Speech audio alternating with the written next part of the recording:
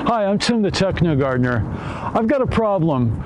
4 days ago, I transplanted starts that I've been growing for the past 2 months into this garden. And now I've just learned we're about to get a severe freeze over the next couple of days. I live in Utah, and the weather this time of year is widely unpredictable. This winter, we barely even got snow.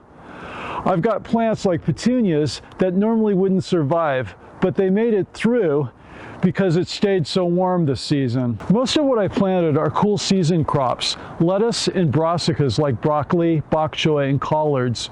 Normally they're pretty cold tolerant, but since they were started indoors, they're not fully hardened off yet. I do have a few thermally insulated cloches that I 3D printed, but not nearly enough to cover everything. So while I was figuring out what to do, I remembered I had some sheets of polycarbonate greenhouse siding. I laid them directly over the plants. Since everything is still young and low to the ground, I'm betting they won't get crushed. Right now the soil temperature is about 55 degrees and the ground is very wet. Water holds heat really well, so I'm hoping that the stored warmth combined with the cover will be enough to get these plants through the freeze. We'll find out in a couple of days whether or not this worked or if I lost 2 months of progress. I'll let you know. Okay, it's been 2 days since I set up this experiment, and I have some surprising results. Last night, I added temperature sensors to measure both the ambient air temperature and the temperature underneath the polycarbonate cover. I'm using two Vegetronix Therm 200 sensors. This one hanging here is measuring the outside air, and I have the other one placed underneath the polycarbonate. Both sensors are connected to this Veggie Hub, which sends the data to veggicloud.com, where we can view everything as graphs.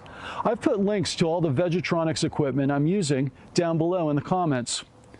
It's actually really cold out here today, even though it's sunny.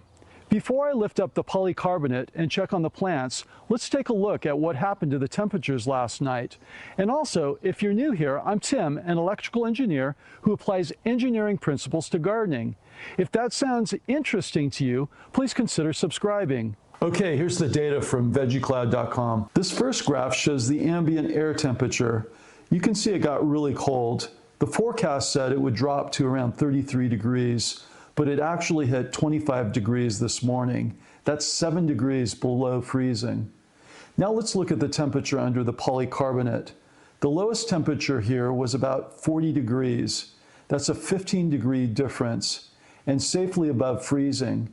At one point, the difference was even larger, almost 19 degrees. Another interesting effect is how the polycarbonate smoothed out the temperature swings.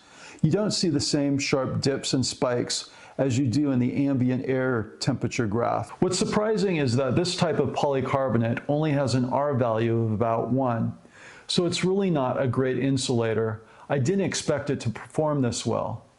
All right, let's go out to the garden, lift up the polycarbonate, and see what happened to the plants.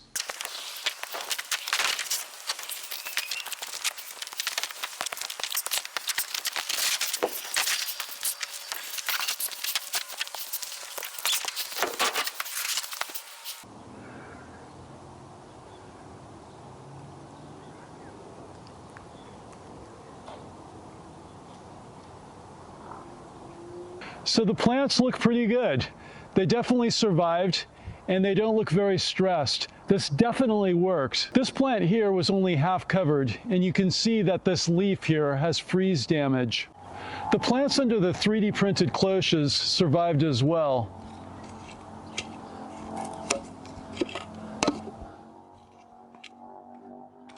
I'll talk about those in a future video.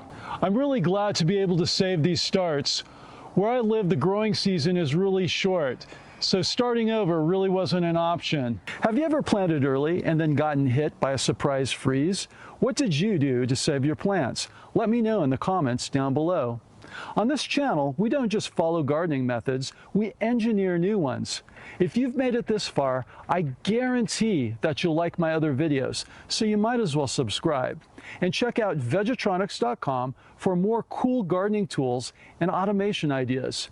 And if you're interested in garden gadgets, check out my next video on how I set up a system to warn me if I've left the hose on right here.